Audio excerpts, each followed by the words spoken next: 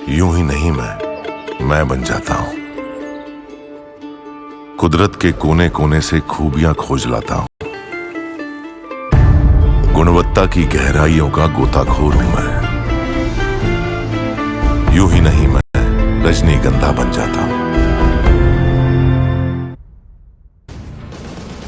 नमस्कार, न्यूज के इकलौते फैमिली शो न्यूज की पाठशाला में आप सभी का बहुत स्वागत। मैं हूं सुशांत सिन्हा। ये वो पाठशाला जहां सबकी क्लास लगती है। और सबसे पहले आपको बता दूं कि आज पाठशाला में क्या क्या लेकर आया हूं और किस किस की क्लास लगाने वाला हूं। सीएजी की रिपोर्ट में कौन से ऐसे महाखुलासे हैं जो कह रहे या पूछ रहे कि क्या केजरीवाल की बाकी की जिंदगी अब जेल में कटेगी। शराब, दवा, शीश महल, केजरीवाल की वो फाइल जिसमें भयंकर कांड छुपे हैं वो खुल गए हैं क्या। मोहल्ला क्लिनिक का वो सच जिसे सुनकर पैरों तले जमीन निकल जाएगी, आज आपको वो बताऊंगा। शीश महल के वो नए राज जो केजरीवाल को दिल्ली में कमबैक करने ही नहीं देंगे, आज वो भी आपको बताऊंगा। मोदी शाह ने जो कहा वही हो रहा है। अब पंजाब में भी संकट में है क्या केजरीवाल। इसके बाद बात होगी महाकुंभ में महाशिवरात्रि पर आखिरी स्नान के पहले क्या चल रहा है। सबसे जबरदस्त ग्राउंड रिपोर्ट आपको दिखाऊंगा महाकुंभ से। मोदी योगी ने महाकुंभ में वो कर दिखाया जो 10 साल पहले कोई सोच भी नहीं सकता था। रेलवे स्टेशन से लेकर सड़क तक पर महाकुंभ जाने वाले सनातनियों के लिए सबसे जरूरी रिपोर्ट लेकर आया हूं। और फिर बात होगी कि मोदी के बाद अब ट्रंप निशाने पर। अगले 30 दिन में ट्रंप सरकार गिर जाएगी क्या। डोनाल्ड ट्रंप और मस्क के वो धमाके जिससे उनके अपने ही घायल हो गए। ट्रंप, मोदी, पुतिन और जिनपिंग वर्ल्ड ऑर्डर में गजब खेला हो गया। यूक्रेन कैसे काम से गया है, आज आपको वो भी दिखाऊंगा। लेकिन पहले दिन भर की बड़ी खबरों का रिवीजन, उसके बाद पहला चैप्टर।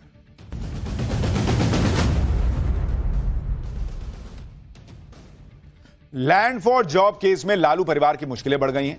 दिल्ली की राउज एवेन्यू कोर्ट ने लालू यादव और तेजस्वी यादव समेत इस केस से जुड़े दूसरे आरोपियों को समन भेजा है और 11 मार्च को कोर्ट में पेश होने का आदेश दिया है। इस मामले में सीबीआई ने लालू परिवार समेत 78 आरोपियों के खिलाफ चार्जशीट दाखिल की थी।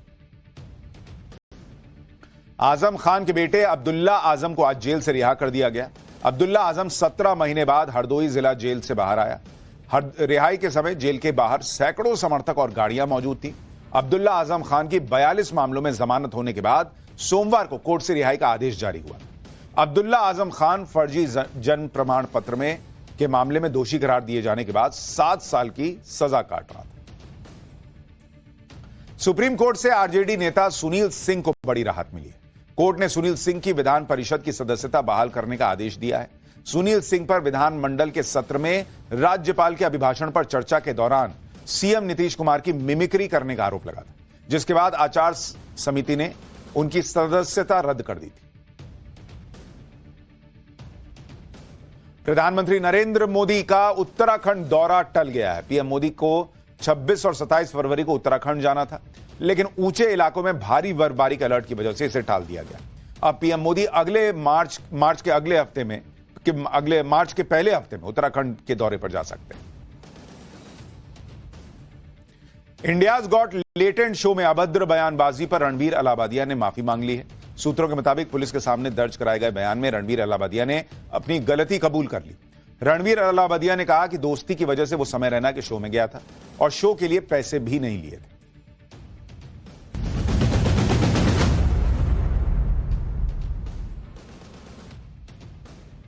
तो बॉस, ये हो गया दिन भर का रिवीजन। अब पाठशाला की पहली क्लास। सीएजी की रिपोर्ट में ऐसे कौन से महाखुलासे कि केजरीवाल की बाकी जिंदगी जेल में कट जाएगी क्या।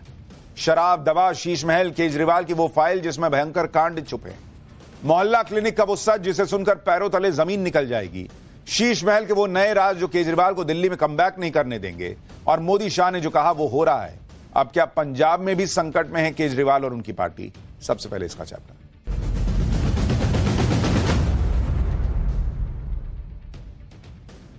आपने सुना होगा, वक्त का पहिया ना घूमता ही घूमता है, लेकिन केजरीवाल के लिए वक्त का पहिया चक्कर घिन्नी बन के कुछ ज्यादा ही तेजी से घूम रहा है। जिस रामलीला मैदान ने पॉलिटिक्स में एंट्री कराई, उसी रामलीला मैदान में इस बार वो जा तक नहीं पाए। शपथ ग्रहण हुआ बीजेपी वालों का। जिस विधानसभा से लोगों को उठा उठाकर बाहर फेंकवाया, उस विधानसभा से पब्लिक ने बाहर कर दिया। और जिस सीएजी की रिपोर्ट पर हंगामा मचाकर कांग्रेस को खत्म किया, शीला दीक्षित को हराया, सत्ता में आए, उसी सीएजी की आज आई रिपोर्ट ने केजरीवाल का भविष्य अंधकार में धकेल दिया। मतलब बॉस गजब पलट गया है टाइम केजरीवाल का। ऐसा दिन आ गया कि खुद अरविंद केजरीवाल पर खुलासे हो रहे हैं, खुद अरविंद केजरीवाल की फाइलें खुल रही हैं। जिस सीएजी की रिपोर्ट दिखाकर केजरीवाल की राजनीति शुरू हुई थी, आज उसी सीएजी की रिपोर्ट से दिल्ली में ऐसा तूफान आ गया जिस तूफान में भविष्यवाणियां हो रही हैं कि बॉस अब केजरीवाल ऐसा जेल जाएंगे कि बाकी जिंदगी जेल में कटेगी। और इस बार जेल गए तो जेल मंत्री भी उनकी पार्टी का नहीं होगा। तो सत्येंद्र जैन को जो मसाज वसाज मिल रहा था, वैसी कोई स्थिति वहां पे होगी नहीं। सबसे बड़ी विडंबना तो यह है कि जो लोग नैतिकता, पारदर्शिता, ईमानदारी की दुहाई देते थे, जिन पर इन्हीं वजहों से पब्लिक ने इतना भरोसा किया कि दो बार बम्पर जीत दिलाकर कुर्सी पर बिठाया, उन लोगों ने कभी इन सीएजी रिपोर्ट्स को सामने नहीं आने दिया। भाई, ये रिपोर्ट सामने तब आई जब दिल्ली में सरकार बदली, पब्लिक ने इनको कुर्सी से हटाया, बीजेपी के मुख्यमंत्री बना और उसने पीएम मोदी ने जो वादा किया था उसको निभाया।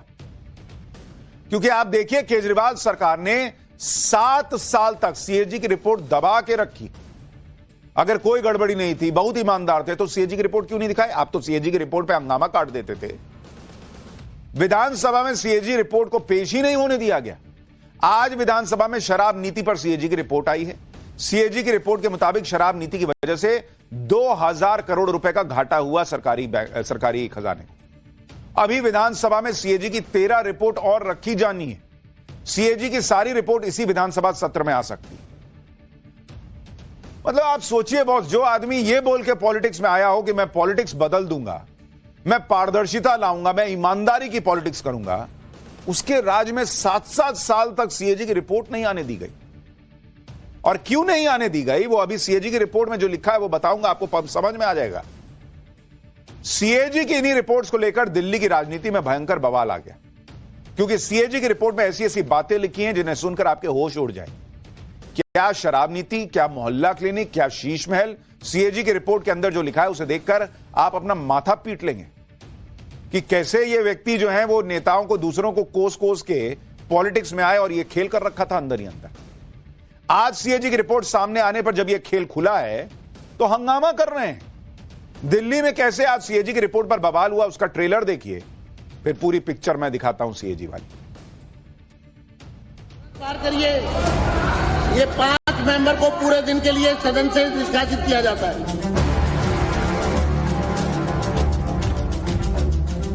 वर्ष 2024 का प्रतिवेदन संख्या नंबर 1 की प्रतियां सदन पटल पर प्रस्तुत करती हूं। मुझे नहीं लगता कि केजरीवाल ये पूरे जीवन में जेल से बाहर निकल पाएगा। इससे बड़ा दुर्भाग्य, इससे बड़ा जो है लोकतंत्र के लिए शर्मनाक दिन कोई हो नहीं सकता। एक ट्रांसपेरेंट पॉलिसी लाई गई, लेकिन उस पॉलिसी का ठीक से इम्प्लीमेंटेशन नहीं हुआ। कि ये इम्प्लीमेंटेशन रोकने के पीछे 3 लोग जिम्मेदार हैं। ये सारी जिंदगी जेल में करता रहेगा, कोई जज जमानत नहीं लेगा, ये मैं कहना चाहता हूं। भाई, बीजेपी तो ताल ठोक के कह रही है कि ऐसी ऐसी चीजें आ गई हैं बाहर कि केजरीवाल के लिए वो कह रहे हैं कि पूरी जिंदगी जेल में सड़ेंगे। जिस सीएजी की रिपोर्ट पर दिल्ली में बवाल हो रहा है, वो सीएजी रिपोर्ट तो मोदी की गारंटी थी। नरेंद्र मोदी ने, आपकी याद कीजिए, उन्होंने कह दिया था कि दिल्ली में जिस दिन सरकार बनेगी बीजेपी की, पहले ही सत्र में सीएजी की रिपोर्ट सदन में रखी जाएगी। और आज मोदी की गारंटी पूरी हो गई। आपको याद दिलाता हूं पीएम मोदी ने क्या कहा था कि जिन्होंने दिल्ली को लूटा है उनसे पैसा लौटाया जाएगा। फिर बताता हूं कि कैसे केजरीवाल की परेशानी बढ़ने की गारंटी बन गई है मोदी की गारंटी। जिन्होंने दिल्ली को लूटा है उन्हें लौटाना ही पड़ेगा।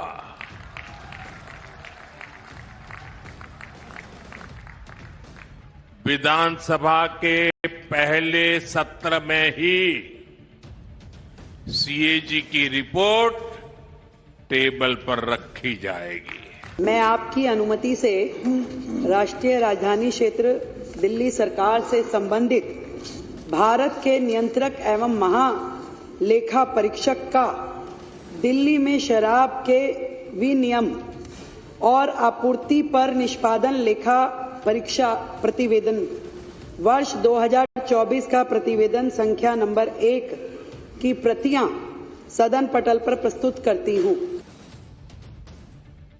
मोदी की इसी गारंटी से आम आदमी पार्टी अब कांप रही थी कि भाई केजरीवाल की फाइल खुल जाएगी तो क्या ही होगा, सबको समझ में तो आता ही रहा होगा। भाई 7 साल से दबा के बैठे हैं, खुद तो पढ़े ही होंगे कि फाइल में क्या है। इसलिए आज जब सीएजी की रिपोर्ट विधानसभा में पेश होनी थी तो पहले से ही आम आदमी पार्टी ने हंगामा करना शुरू कर दिया। एलजी का अभिभाषण जैसे ही शुरू हुआ, आतिशी समेत आम आदमी पार्टी के विधायकों ने नारेबाजी शुरू कर दी। अंबेडकर और भगत सिंह की तस्वीरें लेकर आम आदमी पार्टी के विधायक हंगामा कर रहे, जबकि कल ही हमने आपको पाठशाला में दिखाया था कि यह मुद्दा था भी नहीं, फोटो लगी हुई थी, लेकिन इनको तो हंगामा करना था। जब इस तरह से लगातार हंगामा होने लगा तो स्पीकर विजेंद्र गुप्ता को भी पुराने दिन याद आ गए, जब बीजेपी के विधायक कोई बात करते थे तो यही लोग उनको घसीट कर सदन से बाहर निकलवा देते थे। बीजेपी के विधायकों को उठा उठाकर मार्शल से आम आदमी पार्टी की सरकार में फिकवाया जाता था।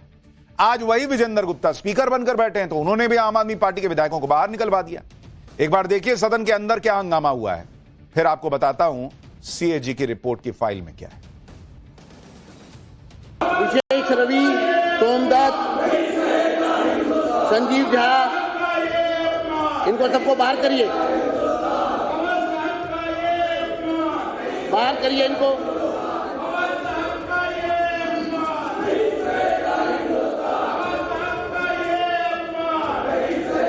तुरंत बाहर करिए।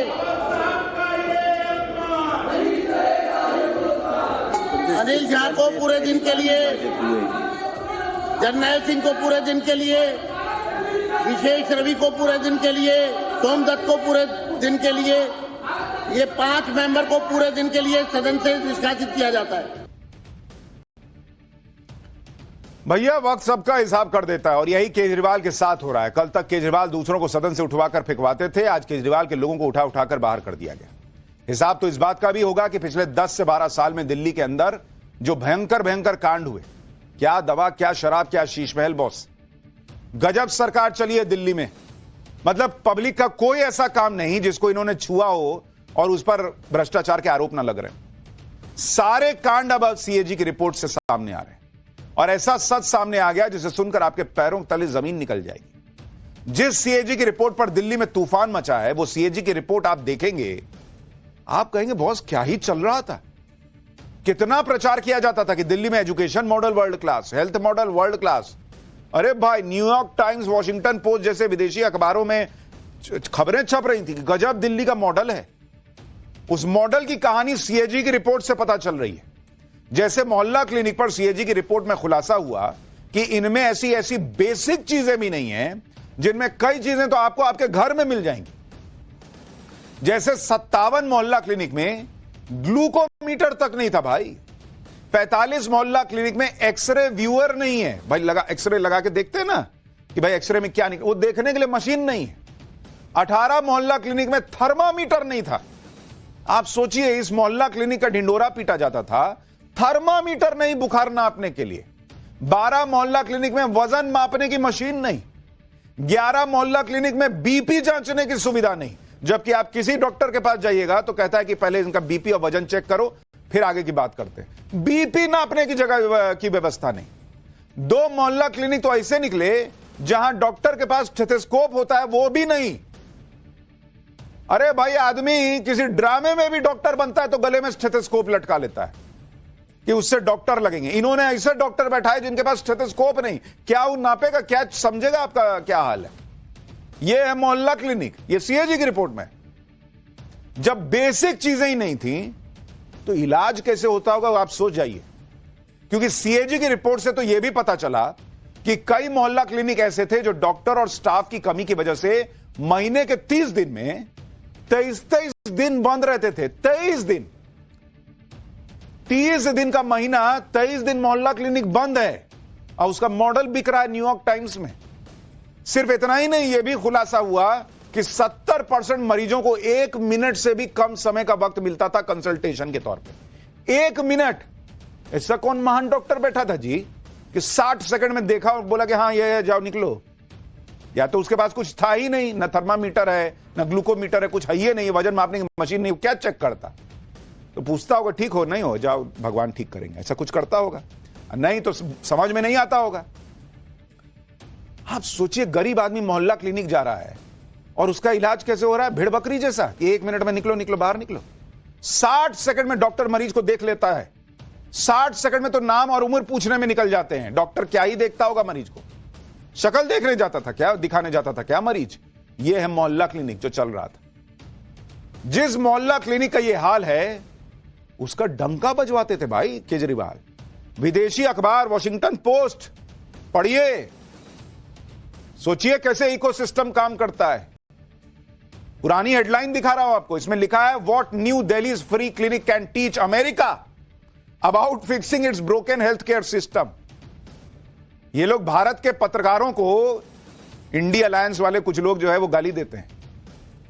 जिस मोहल्ला क्लिनिक में 30 दिन में से 23 दिन छुट्टी हो, 60 सेकंड का मरीज को टाइम मिलता हो, थर्मामीटर ना हो, ऐसे मोहल्ला क्लिनिक का वॉशिंगटन पोस्ट छाप रहा था कि अमेरिका को सीखना चाहिए कि बाप रे बाप केजरीवाल जी क्या मोहल्ला क्लिनिक बनाए। यह था हिसाब किताब। जिस मोहल्ला क्लिनिक के मॉडल पर ऐसा प्रचार करवाया गया था, यह तो वर्ल्ड बेस्ट है, अमेरिका तक इससे सीख सकता है, उस मोहल्ला क्लिनिक का सच सीएजी की रिपोर्ट ने खोल कर रख दिया। न बेसिक इक्विपमेंट, न स्टाफ, न डॉक्टर ढंग का, न दवाइयां। अभी कम सुने हैं भाई, अभी खुलासा बचा है मोहल्ला क्लिनिक का। सीएजी रिपोर्ट में यह भी खुलासा हुआ कि कई मोहल्ला क्लिनिक में जरूरी दवाइयां तक नहीं थी, जबकि नियम यह है कि सभी स्टोर इंचार्ज को 165 जरूरी दवाओं की उपलब्धता को सुनिश्चित करना होता है। इतना ही नहीं, दवाइयों की सप्लाई में भी 3 से 6 महीने की देरी होती थी। रिपोर्ट के मुताबिक नॉर्थ ईस्ट दिल्ली के डिस्ट्रिक्ट ड्रग स्टोर में 165 जरूरी दवाओं में से 26 दवाइयां थी ही नहीं।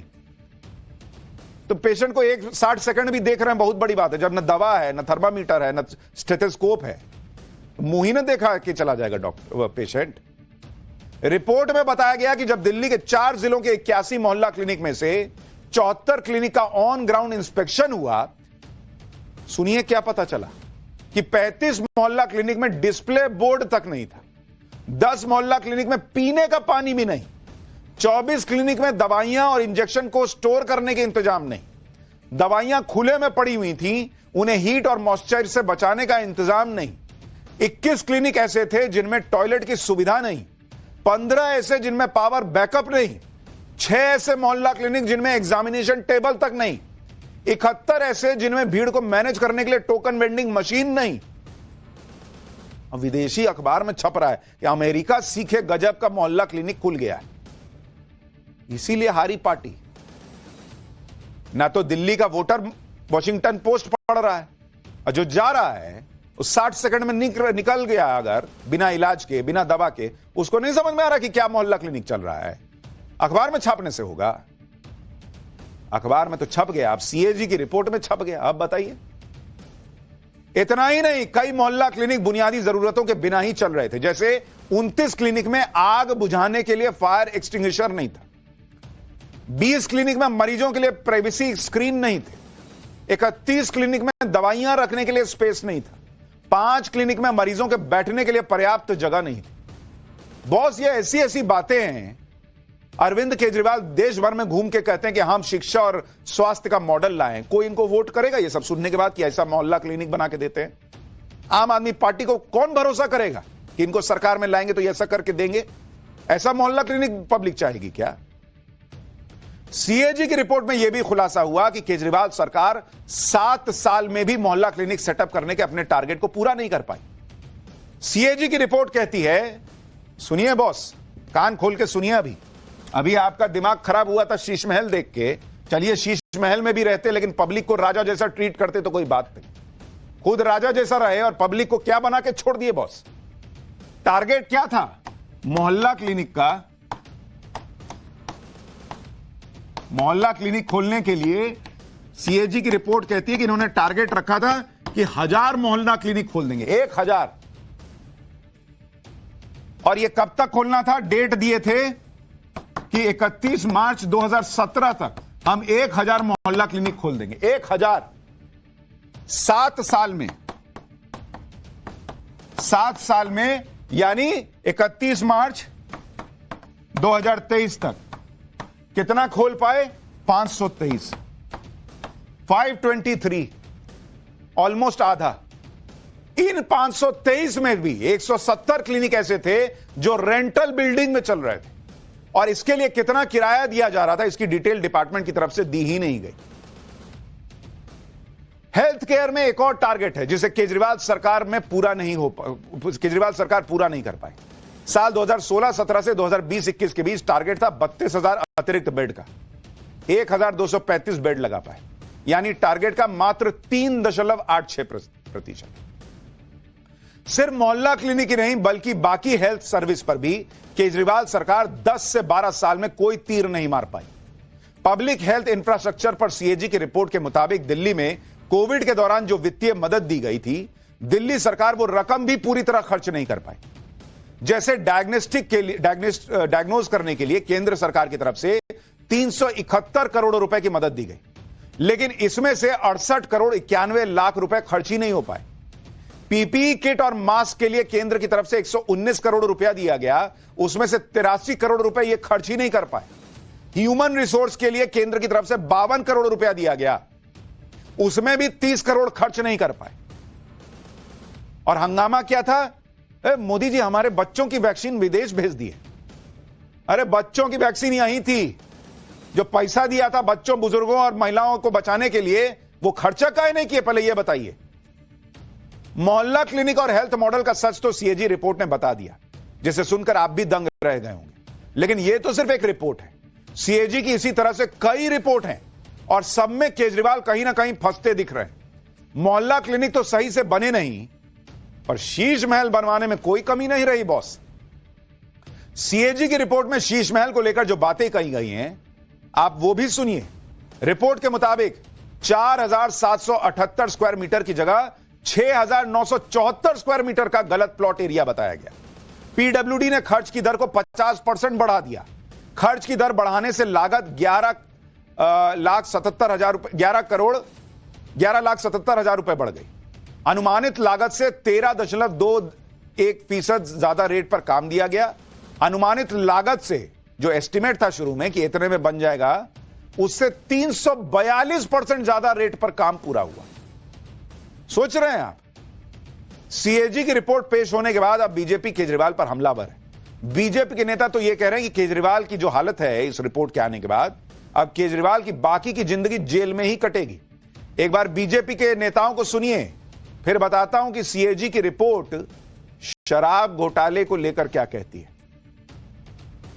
अगर आप सही तरह मुख्यमंत्री जी इसकी रिपोर्ट करें तो मैं दावे से कहता हूं कि ये सारी जिंदगी जेल में सड़ता रहेगा, कोई जज जमानत नहीं लेगा। ये मैं कहना चाहता हूं, क्योंकि इसने खाली कागजों पे साइन किए हुए हैं दिल्ली जल बोर्ड के टेंडरों पे। इसकी घरवाली के साइन है, ये मैं बताना चाहता हूं। इसकी घरवाली के साइन है, जो आलीशान बंगला बनाए, इसकी घरवाली ने ऑर्डर दिया है, ये सामान मेरे को चाहिए। ये मैं इसलिए बताना चाहता हूं आपको। तभी मैं कहना चाहता हूं कि इस पापी को जेल में जाने देना। ये किसी का भी नहीं है, ये अपनी घरवाली का भी नहीं है, ये मैं आपको बताना चाहता हूं। इसको सिर्फ पैसा चाहिए।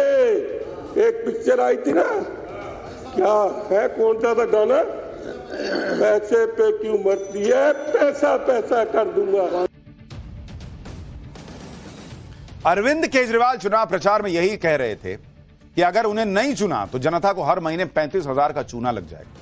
लेकिन आज शराब घोटाले पर जो सीएजी की रिपोर्ट आई, वो तो यह बता रही कि अरविंद केजरीवाल को चुनकर दिल्ली को 2,000 करोड़ के राजस्व का चूना लग गया। सीएजी की रिपोर्ट के मुताबिक 2,000 करोड़ का नुकसान 4 वजहों से हुआ। पहली वजह, सरकार ने नॉन कंफर्मिंग म्यूनिसिपल वार्ड्स में दुकानें खोलने की परमिशन नहीं दी, इससे 941 करोड़ रुपया के से ज्यादा का नुकसान हुआ। दूसरी वजह, जिन ठेकेदारों ने लाइसेंस सरेंडर कर दिया, उन लाइसेंस की दोबारा नीलामी नहीं की गई, इससे 890 करोड़ का नुकसान हुआ। तीसरी वजह, कोरोना के वक्त शराब के ठेकेदारों को नियम के विरुद्ध जाकर छूट देने की वजह से 144 करोड़ रुपए का नुकसान हुआ और सीएजी की रिपोर्ट कहती है कि इस छूट को देने की कोई जरूरत भी नहीं थी। चौथी वजह, लोकल लाइसेंस धारकों से सिक्योरिटी डिपॉजिट न लेने से 27 करोड़ का नुकसान हुआ। शराब घोटाले को लेकर इस रिपोर्ट में और क्या क्या बड़ी बातें कही गई हैं, वो भी आपको बताता हूं।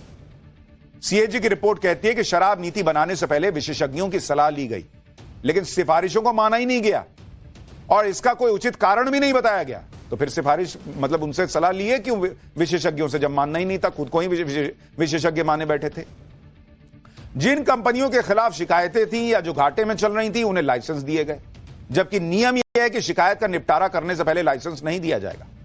थोक विक्रेता को भी लाइसेंस दिए गए, जिससे हितों का टकराव हुआ। शराब नीति ने बाजार में मोनोपोली क्रिएट कर दी। शराब की टेस्टिंग कराने के नाम पर थोक विक्रेताओं के मार्जिन 5% से बढ़ाकर 12% कर दिया गया और यह टेस्टिंग के लिए लैब भी नहीं बनाई गई। रिटेल लाइसेंस देने से पहले उनकी संपत्ति, वित्तीय स्थिति या आपराधिक रिकॉर्ड की जांच तक नहीं की गई बॉस। पहले एक व्यक्ति को केवल 2 दुकानें संचालित करने की अनुमति थी, लेकिन नई नीति में 54 स्टोर तक चलाने की अनुमति दे दी गई। इससे शराब व्यापार कुछ बड़े कारोबारियों के हाथ में चला गया, जिससे प्रतिस्पर्धा कम हो गई। जिन मामलों में छूट देनी थी उसमें कैबिनेट की मंजूरी ही नहीं ली गई, उपराज्यपाल से चर्चा नहीं की गई, जिससे कानूनी प्रक्रिया का उल्लंघन हुआ। एमसीडी और डीडीए की मंजूरी के बिना शराब की दुकानें खोल दी गई। जिस शराब को बेचने की इजाजत दी गई उसकी क्वालिटी रिपोर्ट ही नहीं थी।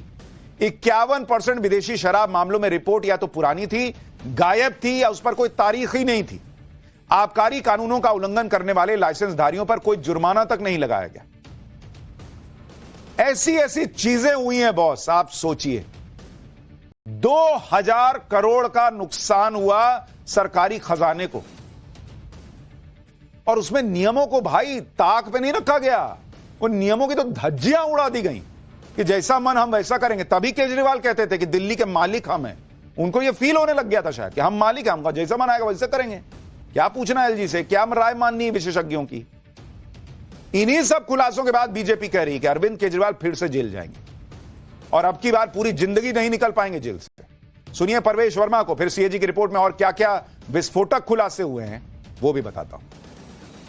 अब देखिए, इंक्वायरी तो होगी और इनके ऊपर में पहले से ही केस चल रहे हैं, और जो सुप्रीम कोर्ट ने इनको बेल दी थी, जमानत दी थी, उस पर भी कंडीशन लगाई थी, और वो कंडीशन के कारण ही वो सीएम की कुर्सी पे नहीं बैठ सकते थे, इसीलिए उन्होंने टेम्परेरी आतिशी को यहाँ का मुख्यमंत्री बनाया था। मगर इसके ऊपर में सख्त जो भी कदम होंगे उठाए जाएंगे, और मैं समझता हूँ कि अभी और भी आनी है सीएजी की रिपोर्ट, और इतनी सारी रिपोर्ट आएंगी भ्रष्टाचारों की। मुझे नहीं लगता कि केजरीवाल ये पूरे जीवन में जेल से बाहर निकल पाएगा। भाई परवेश वर्मा बड़ा दावा कर रहे हैं। वो कह रहे हैं जिस तरह के हालात बन रहे हैं केजरीवाल पूरी जिंदगी जेल से बाहर नहीं निकल पाएंगे। बीजेपी ऐसी बातें इसलिए कह रही है क्योंकि केजरीवाल के खिलाफ एक रिपोर्ट नहीं है, ऐसी 14 रिपोर्ट है, 14, जिसमें केजरीवाल या उनके लोग फंसते हुए दिखते हैं या उन पे फंसने के आरोप लग रहे हैं। भाई रिपोर्ट नंबर 1, राज्य फाइनेंस ऑडिट 2022 9 अगस्त 2023 को जमा की गई, 566 दिन से पेंडिंग है, केजरीवाल ने रखी नहीं विधानसभा में। रिपोर्ट नंबर 2, वाहन वायु प्रदूषण 2022 9 अगस्त 2023 को जमा कर दी सीएजी ने रिपोर्ट बनाकर, 566 दिन से यह भी पेंडिंग है। रिपोर्ट नंबर 3, राजस्व, ईसीओ, सामाजिक और पीएसयू, ये 9 अगस्त 2023 को जमा हुई, ये भी पेंडिंग है। रिपोर्ट नंबर 4, फाइनेंस अकाउंट्स 2021 से 2022, ये भी 566 दिन से pending. Report number 5, appropriation accounts, ये भी लंबे वक्त से पेंडिंग है। रिपोर्ट नंबर 6, देखभाल की जरूरत वाले बच्चे 2023 9 अगस्त 2023 को जमा कर दी गई। रिपोर्ट नंबर 7, राज्य फाइनेंस ऑडिट 2023 2 अगस्त 2023 को जमा की गई, 573 दिन से पेंडिंग है। रिपोर्ट नंबर 8, फाइनेंस अकाउंट्स 2022-2023 21 फरवरी 2024 को जमा की गई, 370 दिन से पेंडिंग है। रिपोर्ट नंबर 9, एप्रोप्रिएशन अकाउंट्स, ये भी 370 दिन से पेंडिंग है। रिपोर्ट नंबर 10, राज्य फाइनेंस ऑडिट, ये 229 दिन से पेंडिंग है। रिपोर्ट नंबर 11, सार्वजनिक स्वास्थ्य इंफ्रास्ट्रक्चर, ये 154 दिन से पेंडिंग है। Report number 12, DTC performance audit, ये 77 दिन से पेंडिंग है। रिपोर्ट नंबर 13, राजस्व परफॉर्मेंस ऑडिट, 77 दिन से पेंडिंग है। आप सोचिए बॉस, ऐसी ऐसी रिपोर्ट अभी तक आम आदमी पार्टी की सरकार दबा के बैठी है, और ये पॉलिटिक्स बदलने आए थे कि भाई सीएजी की रिपोर्ट आए, किसी पे आरोप लगे तो ही इस्तीफा हो जाना चाहिए, इनका हिसाब किताब ये होता था। अब 7-7 साल से, 500 दिन से, 400 दिन से, 200 दिन से रिपोर्ट सीएजी जमा करके दे दी इनको कि लीजिए बॉस बना दिए रिपोर्ट, और ये विधानसभा को दिखाई नहीं रहे, और अब भी नहीं दिखता बॉस। अगर सरकार नहीं पलटती, पड़ा रहता, चूहा देखता कि चूहा आता, देखता अरे ये तो फाइल में कुछ और निकला है, वो पढ़ता जाके चूहा को बताता। अब तो पूरा देश सुन रहा है। विधानसभा स्पीकर विजेंद्र गुप्ता भी कह रहे हैं कि आम आदमी पार्टी की सरकार ने रिपोर्ट को दबाकर संवैधानिक प्रावधानों का उल्लंघन किया। सुनिए विजेंद्र गुप्ता को। यह आश्चर्यजनक तथ्य है कि वर्ष 17-18 के बाद से 2017-18 से सीएजी की रिपोर्ट को सदन पटल पर प्रस्तुत नहीं किया गया है। मैं इस बात से बहुत पीड़ित हूं कि सीएजी रिपोर्ट को दबा दिया गया और पिछली सरकार ने इस रिपोर्ट को सदन में प्रस्तुत न करके संवैधानिक प्रावधानों का जानबूझकर उल्लंघन किया। आप यह भी समझिए कि CAG controller and auditor general करती क्या है, कैसे काम करती है, क्या इसकी रिपोर्ट को कोई सरकार दबा सकती है, नियम क्या कहते हैं। भारत के कंट्रोलर एंड ऑडिटर जनरल की तरफ से सीएजी की रिपोर्ट तैयार होती है। इनके पास यह अधिकार होता है कि वो केंद्र और राज्य सरकारों के खर्च और खातों की जांच करें। इसमें जो खामियां होती हैं उसे रिव्यू करता है और रिपोर्ट बनाता है सीएजी। संविधान के अनुच्छेद 151 के तहत सीएजी की रिपोर्ट राष्ट्रपति को दी जाती है, जिसके बाद उसे केंद्र या राज्य सरकारें अपने अपने सदन में पेश करती है। जब तक सीएजी की रिपोर्ट सदन में पेश नहीं हो जाती तब तक यह रिपोर्ट सार्वजनिक नहीं मानी जाती। यानी इस पर एक्शन तभी हो सकता है जब इसको सदन में पेश कर दिया जाए, लेकिन सदन में इसे पेश करने को लेकर कोई टाइम लिमिट नहीं है। इसलिए सामान्य तौर पर सरकारें अपनी गड़बड़ियों को छिपाने के लिए रिपोर्ट को सदन में पेश होने के लिए टाल देती हैं। इससे पहले बंगाल में भी सीएजी रिपोर्ट सदन में पेश करने में देरी होती रही है। सीएजी की रिपोर्ट में मोहल्ला क्लिनिक का सच बताया गया, शीश महल का सच बताया गया, शराब घोटाले को लेकर कई चीजें सामने आई। इसके अलावा दिल्ली ट्रांसपोर्ट कॉर्पोरेशन यानी डीटीसी की बदहाली के बारे में भी है। कोई ऐसा डिपार्टमेंट नहीं है जो बचा है बॉस। दिल्ली में डीटीसी की हालत क्या हो गई उसका खुलासा सीएजी की रिपोर्ट से हुआ, जिसके मुताबिक 7 साल में 14,199 करोड़ का नुकसान हुआ डीटीसी को। डीटीसी के बेड़े की ज्यादातर बसेस पुरानी हैं, 45% बस उम्र पूरी कर चुकी है, नई बसें नहीं खरीदी जा रही थी, ई बस के कॉन्ट्रैक्ट में देरी हुई, 2009 से किराया ही नहीं बदला गया, मुफ्त बस सेवा से बोझ बढ़ा, हर 10 किलोमीटर पर 4.5 बस खराब होती हैं, मतलब एक औसत बताया गया, और गलत तरीके से रूट प्लान किए गए। 57% बसेस 814 रूट पर चलती हैं, बसों में पैनिक बटन काम नहीं करते, सीसीटीवी सर्विलांस लागू ही नहीं किया गया। सीएजी रिपोर्ट में यह भी बताया गया है कि डीटीसी को कुल कितना लॉस हुआ। सीएजी की रिपोर्ट कहती है, अगर आप डीटीसी का हिसाब देखिएगा, डीटीसी का नुकसान जो बसेस चलती हैं दिल्ली में वो डीटीसी के अंदर आती है। 2015-16 में वो कितना था नुकसान? 25,300 करोड़ रुपए का नुकसान डीटीसी को था। 2021-22 में डीटीसी का नुकसान कहां पहुंच गया? 60,750 करोड़ रुपए। यह है बॉस केजरीवाल मॉडल। 25,000 करोड़ का नुकसान 60,000 करोड़ पे, यानी 6 साल में नुकसान को डबल कर दिए। बताइए, कुछ तो डबल किए। सुविधाएं भले आधी से कम हो गई, खत्म हो गई, लेकिन नुकसान डबल किया, कुछ तो डबल किया। यानी दिल्ली की परिवहन व्यवस्था को बदलने की बात करने वाले केजरीवाल के राज में डीटीसी खस्ता हाल हो गई। नई बसें नहीं खरीदी जा रही थी, ज्यादातर बसें अपनी उम्र पूरी कर चुकी हैं। इतना ही नहीं, जो नई बसें खरीदी भी गई उनका इस्तेमाल नहीं किया जा रहा था।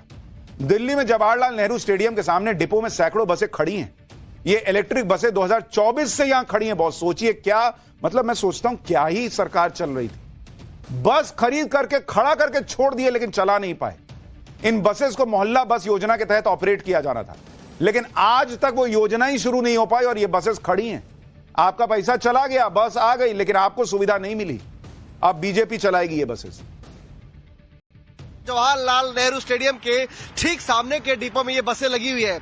इन बसों के बारे में आपको बताना चाहूंगा कि ये बसें जो है ये 2024 से ही यहाँ पर खड़ी है, और ये जो बसें हैं ये दरअसल जो है ये मोहल्ला बस योजना के तहत आम आदमी पार्टी की सरकार में तत्कालीन जो परिवहन मंत्री थे कैलाश गहलोत, उन्होंने इन बसों को हरी झंडी दिखाई थी। ये जो बसें आप देख रहे हैं ये 100% ये इलेक्ट्रॉनिक बसें हैं, और ये इसकी लंबाई जो इन बसों की वो 9 मीटर की है, और इन बसों में महिलाओं के लिए मुफ्त में परिवहन करने का, उनके लिए ये सफर करने का उनकी ये इस योजना के तहत था। जो काम नहीं किए वो तो नहीं किए, जो कर सकते थे वो भी नहीं किए। बस खड़ी रह गई लेकिन चला नहीं पाए। सीएजी की रिपोर्ट आई तो आम आदमी पार्टी हंगामा करने लगी। आम आदमी पार्टी का लॉजिक सुनिए। इतने के बाद आप सोचेंगे कि आम आदमी पार्टी क्या बोल रही होगी। सुनिए आम आदमी पार्टी क्या बोल रही है। खासतौर पर शराब घोटाले को लेकर सीएजी रिपोर्ट पर नेता प्रतिपक्ष आतिशी ने उल्टे नई शराब नीति की तारीफ कर दी और नुकसान का ठीकरा पुरानी शराब नीति पर फोड़ दिया। आतिशी ने कहा कि पुरानी शराब नीति से भ्रष्टाचार हो रहा था, नई शराब नीति पारदर्शी तरीके से लागू की गई, नई शराब नीति से भ्रष्टाचार को रोका गया। नई शराब नीति ढंग से लागू होती तो सरकार को 8,900 करोड़ का लाभ होता। सीएजी की रिपोर्ट के मुताबिक पुरानी शराब नीति की वजह से नुकसान हुआ। यह गजब का लॉजिक है बॉस। आतिशी के मुताबिक नई शराब नीति से भ्रष्टाचार कम हुआ और अगर इसे सही से लागू किया जाता तो सरकार का खजाना बढ़ जाता। लेकिन ढंग से लागू नहीं होने की वजह से सरकार को 2,000 करोड़ का नुकसान हो गया। तो बॉस पहली बात तो ढंग से लागू क्यों नहीं किए? मंगल ग्रह से किसी को बुलाना था ढंग से लागू करने के लिए, आप ही ना बनाए थे, आप ही की ना सरकार थी। शीश महल जैसा मन वैसा बना लिए, चमचमा के बना लिए। शराब नीति लागू करने में ढंग से हो नहीं पा रहा था। और दूसरी बात कि भाई बहुत शानदार शराब नीति थी तो कैंसिल काहे किए? इतनी शानदार नीति थी शराब नीति जो आप लाए थे, वो पिछला भ्रष्टाचार खत्म कर रही थी, बम बम कर देती दिल्ली सरकार को, तो वो नीति वापस काहे लिए? लेकिन सुनिए क्या तर्क दे रही हैं आतिशी। एक ट्रांसपेरेंट पॉलिसी लाई गई, लेकिन उस पॉलिसी का ठीक से इंप्लीमेंटेशन नहीं हुआ तो 8,900 करोड़ तक सरकार का खजाना नहीं पहुंच पाया, 2,000 करोड़ कम रह गया। ये इंप्लीमेंटेशन रोकने के पीछे 3 लोग जिम्मेदार हैं। सबसे पहले भारतीय जनता पार्टी के लेफ्टिनेंट गवर्नर सबसे पहले कसूरवार number 2 central bureau of investigation, जिसने इस पॉलिसी का 1 साल पूरा होने से पहले इस पॉलिसी के आधार पर एफआईआर करी। कसूरवार नंबर 3 इन्फोर्समेंट डायरेक्टोरेट, जिन्होंने इस पॉलिसी खत्म होने के 1 साल पहले ही इस पॉलिसी पर ईसीआईआर करी। बॉस एक बच्चा था, एग्जामिनेशन हॉल में चोरी करते हुए पकड़ा गया। उससे कहा गया कि आप चोरी क्यों कर रहे थे, आप गलत काम कर रहे थे। बच्चे ने क्या बोला पता है? बच्चे ने बोला मैं जिम्मेदार नहीं हूं। 3 लोग जिम्मेदार हैं। पहला तो वो टीचर जिम्मेदार है जो मुझे चोरी का पर्चा लेकर अंदर आने से रोक नहीं पाया, उसकी गलती। दूसरी जिम्मेदारी इस पेन की, ये इसी पेन से ना लिख रहा हूं मैं, इसकी जिम्मेदारी बनती है, मेरी नहीं बनती है। ये चोरी करवा रहा मुझे ये पेन। और तीसरी जिम्मेदारी इस पेपर की कि मैं पर्ची से देख देख के लिख रहा हूं, पेपर लिखने क्यों दे रहा है मुझे? बॉस मतलब इस तरह के आरोप लगने के बाद इस तरह की बातें कहने के लिए अलग लेवल का कॉन्फिडेंस चाहिए होता है। खैर पब्लिक ने कॉन्फिडेंस कम किया है, अब आगे क्या होगा वो तो वक्त के साथ पता चलेगा। फिलहाल पाठशाला में अगली क्लास, महाकुंभ में महाशिवरात्रि पर आखिरी स्नान के पहले क्या चल रहा है, सबसे जबरदस्त ग्राउंड रिपोर्ट आपको दिखाता हूं। मोदी योगी ने महाकुंभ में वो कर दिखाया जो 10 साल पहले कुछ सोच नहीं सकता था। रेलवे स्टेशन से लेकर सड़क तक पर महाकुंभ जाने वाले सनातनियों के लिए सबसे जरूरी रिपोर्ट का चैप्टर है।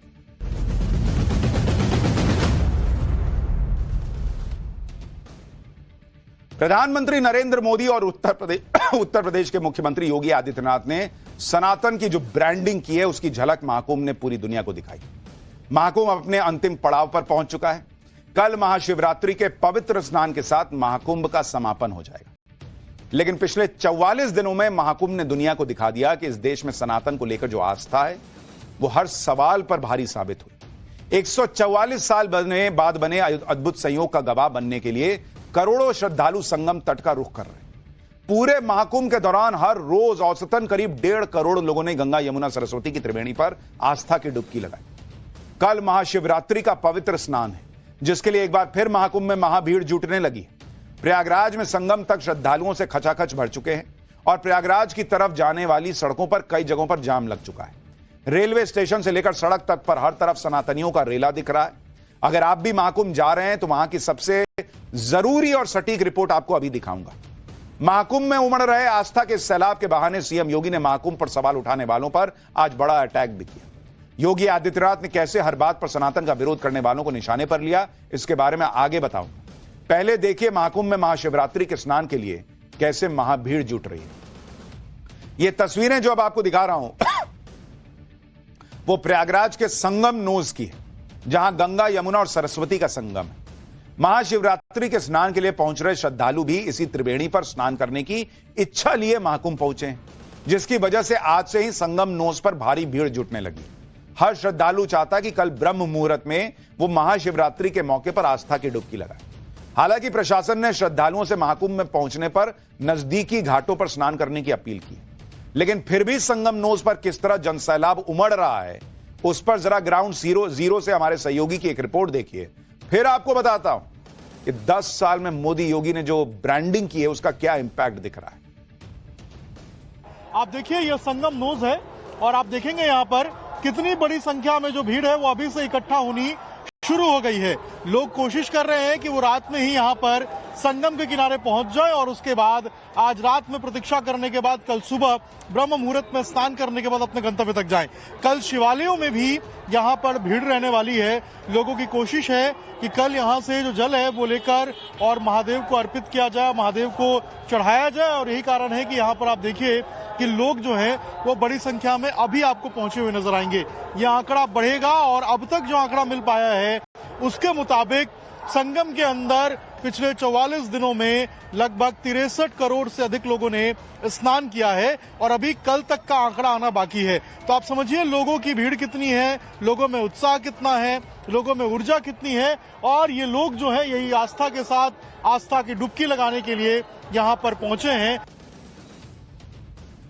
भाई 2 दिन पहले वीकेंड था, कल महाशिवरात्रि का पवित्र स्नान है। ऐसे में प्रयागराज की तरफ आने वाली ज्यादातर सड़कें फिर जाम होने लगी। सड़कों पर गाड़ियों की लंबी कतारें दिख रही हैं, कुछ जगहों पर तो कई किलोमीटर लंबा जाम लगा। लेकिन आस्था ऐसी कि जाम की खबरों के बाद भी बड़ी संख्या में लोग महाकुंभ आ रहे हैं। लोगों को लग रहा है भाई लास्ट डे एक बार चला जाए, संगम में डुबकी लगा ली जाए। संगम के एंट्री पॉइंट पर दोपहर के वक्त ट्रैफिक का क्या हाल था उस पर भी एक रिपोर्ट देखिए, फिर आपको रेलवे स्टेशन की तस्वीर दिखाता हूं। भीड़ रुकने का नाम नहीं ले रही है, आज भी बड़ी संख्या में लोग पहुंच रहे हैं और यही कारण है कि देखिए कितनी बड़ी संख्या में जो गाड़ियां हैं वो भी आपको नजर आएंगी और ट्रैफिक जाम जैसे हालात जो है वो बनते हुए आपको नजर आएंगे। ये चुंगी चौराहा है, ये संगम का एंट्री पॉइंट है। मेला क्षेत्र जाने के लिए यही एक रास्ता है जहां से आप अंदर जा सकते हैं, जो लोग सिविल लाइन्स या फिर प्रयागराज शहर की तरफ से आ रहे हैं। लेकिन देखिए यहाँ पर किस तरीके से भी जाम जैसे हालात लगे हुए आपको नजर आएंगे। चाहे ऑटो रिक्शा की बात की जाए, प्राइवेट व्हीकल्स की बात की जाए, सभी गाड़ियां आपको यहाँ पर फंसी हुई नजर आएंगी। सवाल यह है कि जब इतनी बड़ी संख्या में गाड़ियां आ रही है, प्रशासन ने पार्किंग की व्यवस्था भी की है, लेकिन लोग चाहते हैं कि वो संगम घाट तक अपनी गाड़ी से ही पहुंचे, जो कि यहाँ पर संभव नहीं है क्योंकि क्षेत्र में इतनी सारी गाड़ियों का प्रवेश और पार्किंग यहाँ पर करना पॉसिबल नहीं हो पाएगा। प्रशासन ने कहा भी है कि जहां आपको पार्किंग की व्यवस्था दी जा रही है वहां आप गाड़ियों को पार्क कीजिए, लेकिन देखिए लोग बड़ी संख्या में गाड़ी लेकर पहुंच रहे हैं और यही कारण है कि यहाँ पर जो जाम जैसे हालात है वो देखने को मिल रहे हैं। सड़कों पर ही नहीं, रेलवे स्टेशन पर भी महाकुंभ आने वाले लोगों का हुजूम उमड़ा हुआ है। बिहार के कटिहार रेलवे स्टेशन की तस्वीर देखिए। जैसे ही प्रयागराज जाने वाली ट्रेन पहुंची, ट्रेन के दरवाजों पर लोगों की भीड़ जुटने लगी। लोग ट्रेन में घुसने के लिए धक्का मुक्की करने लगे और जिनको दरवाजे से चढ़ने में कामयाबी नहीं मिली वो खिड़कियों से ट्रेन में घुसने लगे। महाकुंभ में महाशिवरात्रि पर महाभीड़ जुटने की उम्मीद है, लेकिन सीएम योगी कोई गड़बड़ी होने देने के मूड में नहीं और इसलिए पूरे महाकुंभ मेला क्षेत्र में जबरदस्त क्राउड मैनेजमेंट दिख रहा है। इसका असर यह हो रहा है कि संगम के कई घाटों पर हालात सामान्य दिख रहे हैं। पुलिस प्रशासन ने इस तरह मैनेजमेंट किया है कि किसी एक घाट पर भीड़ जमा ना हो, बल्कि अलग अलग घाटों पर भीड़ को डिस्ट्रीब्यूट कर दिया जाए, जिसका असर संगम के घाटों पर दिखाई दे रहा है। अब जरा घाट पर क्या तैयारी है कल की, उसकी एक रिपोर्ट देखिए, फिर महाशिवरात्रि के लिए सीएम योगी ने क्या महा तैयारियां की हैं वो दिखाता हूं। तस्वीरों के जरिए हम आपको दिखाने की कोशिश करेंगे। ये संगम का क्षेत्र है जहां पर तमाम श्रद्धालु जो है स्नान करते हुए नजर आ रहे होंगे। इसके साथ ही ये सेक्टर नंबर 19 और 20 का क्षेत्र है जहां पर ये घाट बनाया गया है। मेला प्रशासन ने पुख्ता तैयारी कर रखी है क्योंकि कल महाशिवरात्रि के आखिरी स्नान पर श्रद्धालुओं की भारी भीड़ जो है वो उमड़ सकती है। ऐसे में तमाम जगहों पर लगाए गए पब्लिक एड्रेस सिस्टम के जरिए सभी को अनाउंसमेंट करके श्रद्धालुओं को बताया जा रहा है कि तमाम जगहों पर घाट बनाए गए हैं वो वहीं पर ही स्नान करें, और यही कारण है कि तमाम घाटों पर भीड़ जो है वो काफी अधिक नहीं दिखाई दे रही है। भीड़ को जो है तमाम घाटों पर डिवाइड कर दिया गया है। इसके साथ ही जो संगम का क्षेत्र है वहां पर भीड़ को ना बढ़ने दिया जाए, इसके लिए तमाम फोर्सेस वहां पर नियुक्त किए गए हैं। महाशिवरात्रि पर संगम तट पर आस्था की डुबकी लगाने के लिए भारी भीड़ जुटने का अनुमान है, जिसका अंदाजा सीएम योगी को भी है। इसलिए महाशिवरात्रि पर महाकुंभ में क्राउड कंट्रोल के लिए तैयारियां की गई। जैसे भीड़ को देखते हुए प्रयागराज में महाशिवरात्रि पर शोभा यात्रा नहीं निकालने का फैसला हुआ, जबकि महाशिवरात्रि पर हर साल शहर में 16 किलोमीटर की शोभा यात्रा निकाली जाती है। लेकिन प्रशासन के समझाने पर मंदिर कमेटियां शोभा यात्रा नहीं निकालने पर तैयार हो। सोचिए, महाकुंभ की वजह से अगर किसी और यात्रा को इस तरह रोक दिया गया होता तो महाकुंभ पर सवाल उठ रहा होता। इकोसिस्टम अब तक छाती पीट लेता कि बाप रे बाप, दूसरे धर्म के लोग अपनी यात्रा भी नहीं निकालें क्या। लेकिन आप देखिए कि सनातन कितना, मतलब आपको क्या कितना बड़ा दिल करना सिखाता है।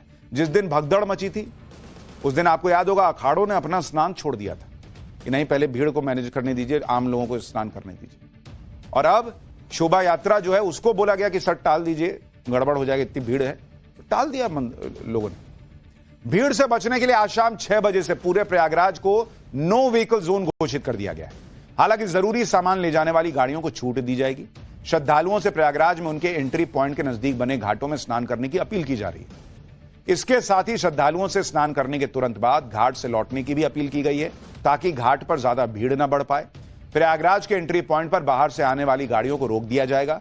शहर के एंट्री पॉइंट से श्रद्धालुओं के लिए 750 शटल बसेस का इंतजाम किया गया है, ताकि उन्हें ज्यादा चलना न पड़े पैदल। ये सभी शटल बसेस श्रद्धालुओं को संगम के मेला क्षेत्र तक पहुंचाने के लिए लगाई गई है। अगर श्रद्धालुओं की भीड़ ज्यादा बढ़ी तो शटल बसेस के अलावा रोडवेज की 1200 रिजर्व बसेस भी रखी गई है। तो एक चीज आप भी ध्यान रखिए, जहां मौका मिल रहा है वहीं स्नान कर लीजिए। सिर्फ संगम नोज पे करेंगे ये ठान के मत बैठिए, सब जगह पुण्य मिलेगा बॉस। और स्नान करके तुरंत चले जाइए ताकि दूसरे लोगों को भी मौका मिले और वहां पर जाम ना पड़े। महाशिवरात्रि के इंतजामों को देखने के लिए खुद सीएम योगी शनिवार और रविवार को प्रयागराज का दौरा कर चुके हैं। लखनऊ से लगातार महाकुंभ में इंतजामों की मॉनिटरिंग हो रही है। सुनिए महाकुंभ में किए गए इंतजामों पर सीएम योगी ने क्या कहा, फिर बताता हूं महाकुंभ पर अखिलेश यादव ने क्या कहकर नया विवाद छेड़ दिया। अगर वहां पे अवस्थापना सुविधाएं इतनी बेहतर नहीं होती तो देश और दुनिया से 64 करोड़ श्रद्धालु क्या प्रयागराज में आ पाते। और जो भी गया, जिसने भी डुबकी लगाई, वह तारीफ करके जरूर गया, खुश होकर के गया, आशीर्वाद देकर के गया, उत्तर प्रदेश के बारे में अच्छी धारणा लेकर के गया। उत्तर प्रदेश के परसेप्शन को सुधारने, भारत के बारे में प्रधानमंत्री जी के विजन को एक भारत श्रेष्ठ भारत में बदलने का सबसे उत्तम माध्यम बना है महाकुंभ। मुख्यमंत्री योगी आदित्यनाथ महाकुंभ में श्रद्धालुओं के लिए बेहतरीन व्यवस्थाएं किए जाने का हवाई दावा नहीं कर रहे। भाई, पिछले 1.5 महीने में देश और दुनिया से 64 करोड़ श्रद्धालु आस्था की डुबकी लगाने प्रयागराज पहुंच चुके हैं और महाशिवरात्रि पर यह आंकड़ा 66 करोड़ के पार पहुंचने का अनुमान। देखिए हर गुजरते दिन के साथ महाकुंभ ने कैसे नए रिकॉर्ड बनाए। 13 जनवरी पौष पूर्णिमा पर 1,70,00,000 से ज्यादा श्रद्धालुओं ने स्नान किया। इसके बाद 14 जनवरी को मकर संक्रांति पर पहले अमृत स्नान में 3.5 करोड़ लोगों ने आस्था की डुबकी लगाई। फिर 29 जनवरी को मौनी अमावस्या पर दूसरे अमृत स्नान में 7,64,00,000 श्रद्धालुओं ने आस्था की डुबकी लगाई। इसके अलावा 3 फरवरी को बसंत पंचमी के मौके पर तीसरे अमृत स्नान के दिन 2,57,00,000 लोगों ने संगम में डुबकी लगाई। 12 फरवरी को माघ पूर्णिमा पर करीब 2 करोड़ लोगों ने स्नान किया। और जो लोग भी महाकुंभ पहुंचकर आस्था की डुबकी लगा रहे हैं वो महाकुंभ में किए गए इंतजामों की तारीफ ही करते हुए वापस लौट रहे हैं। सुनिए पब्लिक को। योगी जी ने कहा है जिसने जो देखना चाहा महाकुंभ में उसको वो दिखा। आपको इस महाकुंभ में क्या दिखा? सर, इस महाकुंभ में बहुत अच्छा लगा, जो है हमारे मोदी जी योगी जी की बहुत अच्छी व्यवस्था है। आपको क्या दिखा महाकुंभ में? यहाँ पे तो योगी जी की बहुत सारी सुविधाएं दिखी, बहुत अच्छा यहाँ पे व्यवस्था की योगी जी ने, बाकी तारीफ ही लायक है। कैसा लग रहा है संगम? बहुत अच्छा, बहुत सुंदर, बहुत योगी जी की बहुत बड़ी व्यवस्था है, बहुत अच्छा है। मोदी जी की ऐसी व्यवस्था है, ऐसी पूरे हिंदुस्तान में छा गई है, विदेशों तक लहर जा गई है इसकी। क्षेत्र मथुरा से आया हूँ और इतनी भीड़ देखते हुए यहाँ की व्यवस्था कहेंगे बिल्कुल नंबर 1 है। योगी जी और मोदी जी ने जो हिंदुत्व का परचम लहराया है वो आज पूरी दुनिया को यहाँ से दिखाई दे रहा है कि हम सब एक हैं, हमारा हिंदुत्व एक है, सनातन धर्म एक है। अब यही बात कुछ लोगों को हजम नहीं हो रही कि भाई जिस हिंदू को जाति में बांटने का प्रयास होता है वो हिंदू एक होने की बात कैसे कर सकता है? फिर वो जाति वाले कार्ड का क्या होगा? लोग भर भर कर इंतजामों की तारीफ कर रहे हैं, लेकिन आज अखिलेश यादव ने एक बार फिर महाकुंभ पर सीएम योगी को घेरा, श्रद्धालुओं के आंकड़े पर तंज किया। सुनिए अखिलेश यादव। और ये अपने आप को चमकाना चाहते थे, अपने आप को चमकाते चमकाते उन्होंने व्यवस्था खराब कर दी। और जब जब मुख्यमंत्री गए होंगे प्रयागराज, तब तक वहां कुंभ में आग लगी है। अगर वो 10 बार गए तो 10 बार आग लगी, 12 बार गए तो 12 बार आग लगी। और एक बार तो सुनने में आया कि कुछ लोग गुब्बारे से उड़े थे, गुब्बारे में आग लग गई। इतनी आग कभी कुंभ में नहीं लगी होगी जितनी इनकी सरकार में आग लगी है। लगता है न कुंभ में ही आग लगा दी। अब कह रहे हैं कि 64 करोड़ लोगों ने स्नान कर लिया है। अब सरकार को ऐसे आंकड़े नहीं छिपाने चाहिए। हमारे जो लोग सूचनाएं दे रहे हैं, लगभग 75 करोड़ स्नान कर चुके हैं वहां पर। और 1 महीना कुंभ चलना चाहिए, क्योंकि इससे सनातन धर्म, हिंदू धर्म के लोग सब लोग स्नान कर पाएंगे। कुंभ में कितनी बार आग लगी इसका आंकड़ा तो अखिलेश यादव गलत बता ही रहे, लेकिन अंदर अंदर आग कहीं और भी लगी हुई है। जब बोलते हैं तब पता चल जाता है। खैर, महाकुंभ में देश दुनिया की कई दिग्गज हस्तियां आस्था की डुबकी लगा चुकी। बीजेपी की पूर्व नेता नुपुर शर्मा ने भी महाकुंभ पहुंचकर त्रिवेणी संगम में स्नान किया। उन्होंने कड़ी सुरक्षा के बीच आस्था की डुबकी लगाई और पवित्र जल में खड़े होकर सूर्य देव को अर्घ्य भी दिया। नुपुर शर्मा जब संगम में स्नान कर रही थी तब उनकी चारों तरफ सुरक्षा कर्मी खड़े नजर आए। दरअसल बार बार धमकियां मिलने की वजह से नुपुर शर्मा बहुत कम ही सार्वजनिक जगहों पर दिखती, लेकिन तमाम खतरों के बावजूद हिंदू और हिंदुत्व की बात करने वाली नुपुर शर्मा महाकुंभ में आस्था की डुबकी लगाने पहुंच गई। पीएम मोदी और सीएम योगी ने सनातन की ऐसी ब्रांडिंग की है बॉस पिछले कुछ समय में कि महाकुंभ में स्नान के लिए बॉलीवुड वालों की भी लाइन लगी हुई। भाई एक वक्त था जब बॉलीवुड वाले घबराते थे कि कहीं ऐसे कार्यक्रम में चले गए तो फिल्में मिलना ना बंद हो जाए, क्योंकि बॉलीवुड पर तो लेफ्ट की सोच का बड़ा प्रभाव रहता था। लेकिन अब ऐसा नहीं है, लोग दिखा रहे हैं कि हम जा रहे हैं। भाई कल कटरीना कैफ गई अपनी सास के साथ, महाकुंभ में आस्था की डुबकी लगाने पहुंची कटरीना कैफ। एक्ट्रेस तमन्ना भाटिया भी अपने परिवार के साथ महाकुंभ गई, त्रिवेणी में स्नान किया। रवीना टंडन अपनी बेटी राशा थडानी के साथ महाकुंभ पहुंची, जहां दोनों ने संगम में आस्था की डुबकी लगाई। रवीना टंडन और उनकी बेटी राशा थडानी ने स्वामी चिदानंद सरस्वती समेत दूसरे साधु संतों से मुलाकात भी की। रवीना टंडन और उनकी बेटी स्वामी चिदानंद सरस्वती के साथ भजन कीर्तन भी करती दिखाई दी। इस दौरान कटरीना कैफ भी वहां। यह है सनातन की ब्रांडिंग जो नरेंद्र मोदी ने करके दिखाई। पाठशाला में अब अगली क्लास। मोदी के बाद ट्रंप निशाने पर। अगले 30 दिन में ट्रंप सरकार गिर जाएगी क्या? डोनाल्ड ट्रंप और मस्क के वो धमाके जिससे उनके अपने ही घायल हो गए हैं। Trump, Modi, Putin, Jinping, world order में गजब खेला। यूक्रेन तो काम से गया क्या? अब इसका चैप्टर।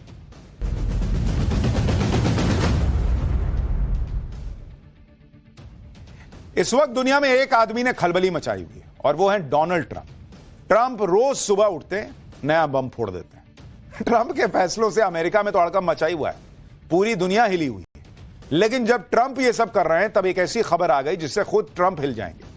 यह खबर ट्रंप के लिए उसी तरह की है जैसे हमारे यहां लोकसभा चुनाव के बाद नरेंद्र मोदी के साथ हो रहा था। कुछ लोग हमारे यहां ऐसे थे जो लोकसभा चुनाव के बाद हर महीने नरेंद्र मोदी की सरकार गिरवा रहे थे। कोई कह रहा था कि अगस्त में गिर जाएगी, कोई कह रहा है सितंबर नहीं पार कर पाएंगे, कोई कहा नहीं सितंबर कर गए तो क्या अक्टूबर में देख लेना, एकदम नरेंद्र मोदी लड़खड़ा के गिर जाएंगे। लेकिन मोदी तो वही है जो गिराना चाह रहे थे, वो खुद गड्ढे में गिर गए। यही ट्रंप के साथ हो रहा है। मोदी के बाद ट्रंप निशाने पर आ गए ऐसा लग रहा है। अमेरिका में कुछ लोग माहौल बनाने लगे हैं कि ट्रंप की सरकार अब कुछ दिन की मेहमान है और अगले 30 दिन में ट्रंप की सरकार गिर जाएगी। विपक्ष के लोगों का दावा है कि अमेरिका की पब्लिक राष्ट्रपति ट्रंप से परेशान हो गई है और दूसरी तरफ ट्रंप सरकार में बगावत शुरू हो गई है। इन सारी बातों को देखते हुए ट्रंप सरकार 30 दिन की मेहमान है ऐसे दावे होने लगे जैसे यहां इंडिया में हो रहा था। ट्रंप के खिलाफ 30 दिन वाली भविष्यवाणी के पीछे जो तर्क दिए जा रहे हैं पहले उन्हें समझिए। अमेरिका में डेमोक्रेटिक रणनीतिकार जेम्स कार्वेल के मुताबिक ट्रंप सरकार अगले 30 दिन में गिर जाएगी। जेम्स ने दावा किया कि ट्रंप प्रशासन ने कई ऐसे फैसले लिए हैं जिसने पब्लिक की चिंता बढ़ा दी है, जिसमें इमिग्रेशन और ट्रांसजेंडर को लेकर ट्रंप ने जो फैसले लिए उससे अमेरिका की जनता नाराज है। पब्लिक के नाराज होने की दूसरी वजह यह भी है कि एलन मस्क को ट्रंप की टीम में शामिल करने के बाद बड़ी संख्या में लोगों की नौकरियां चली गई। इसके अलावा एलन मस्क और FBI चीफ काश पटेल में तनातनी हो गई है। कुछ दिन पहले ही ट्रंप ने भारतीय मूल के काश पटेल को FBI का डायरेक्टर बनाया था। लेकिन काश पटेल ने एलन मस्क की बातों को इग्नोर करना शुरू कर दिया है।